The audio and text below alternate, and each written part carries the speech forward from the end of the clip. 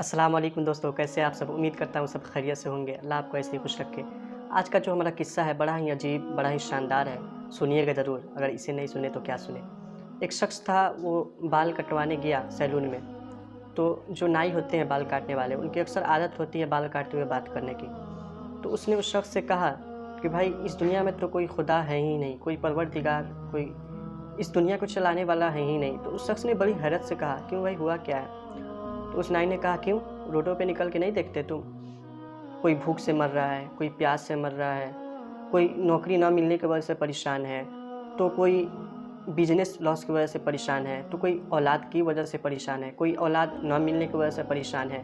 मतलब पूरी दुनिया में एक अलग तबाही मची हुई है, अजीब तरह की तबाही मची हुई। अगर कोई इस दुनिया को चलाने वाला होता, कोई परवरदिगार होता, कोई खुदा होता, तो क्या दुनिया के निज़ाम इसी तरह चलते? क्या दुनिया में लोग इतने परेशान होते? उस शख्स जो था, जो बाल कटवा रहा था, नाई की पूरी बातें सुना और वो फिर चला गया। कुछ देर बाद जब वो आया, अपने साथ एक गंदा सा, मैला सा, कुचैला सा शख्स को साथ में लेकर आया, जिसके बाल बिखरे हुए थे, बड़े बड़े बाल थे, बहुत गंदे बाल थे। उस सैलून में पहले से भी कुछ ग्राहक मौजूद थे।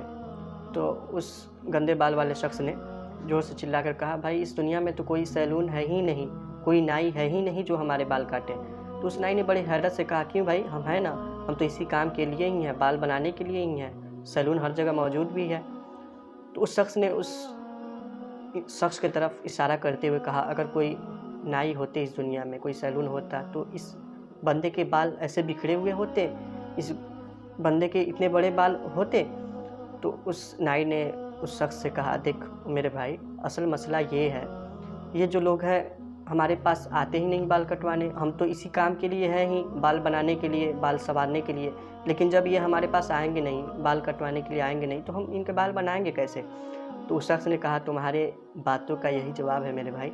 उसी तरह खुदा भी मौजूद है, लेकिन जो शख्स हैं, जो परेशान हैं, वो खुदा से मांगते ही नहीं, खुदा की बारगाह में जाते ही नहीं। जिस तरह दुआ करने की हक़ है, उस तरह दुआ करते ही नहीं। वरना जिस तरह दुआएँ करने का हक़ है, दुआएँ मांगने का हक़ है, अगर उस तरह खुदा की बारगाह में गिड़गिड़ाएँ, दुआ मांगे, तो खुदा ज़रूर सुनेगा। इसलिए मेरे भाइयों, दोस्तों और बहनों, कोई चारा नहीं है दुआ के सिवा, और कोई सुनता नहीं है खुदा के सिवा। दुआ करते रहिए, दुआ लेते रहिए। एक शेर आपने सुनी होगी, मैं फ़कीरों से करता हूँ तिजारत अक्सर, जो एक पैसे में लाखों दुआएं दे जाते हैं। पता है दुनिया में सबसे बदनसीब शख्स कौन है? वो जिसके पास अपने रब से अपने लिए दुआ करने के लिए वक्त ना मिले। जो लोग ये सोचते हैं ना कि मेरी दुआएं कबूल नहीं होती, मैं बहुत ज़माने से दुआ कर रहा हूँ। मेरे नबी करीम सल्लल्लाहु अलैहि वसल्लम इरशाद फरमाते हैं, जब अल्लाह ताला क़यामत के दिन दुआओं का सिला पहाड़ आपको जन्नत देगा, तो सब लोग ये सोचेंगे, ये ख्वाहिश करेंगे, काश मेरी दुनिया में कोई दुआ कबूल ना होती और उसका सिला मुझे आज दिया जाता। तो ऐसा नहीं है दुआएं कबूल नहीं होती, कुछ ना कुछ आपको ज़रूर मिलता है। दुआ से तकदीर भी बदल जाती है। मेरे भाइयों, दोस्तों और बहनों, ये वीडियो आपको अगर पसंद आई हो तो आगे भी शेयर कीजिए, लाइक कीजिए, कमेंट कीजिए, और फिर मिलेंगे एक अच्छी वीडियो के साथ। खुदा हाफ़िज़।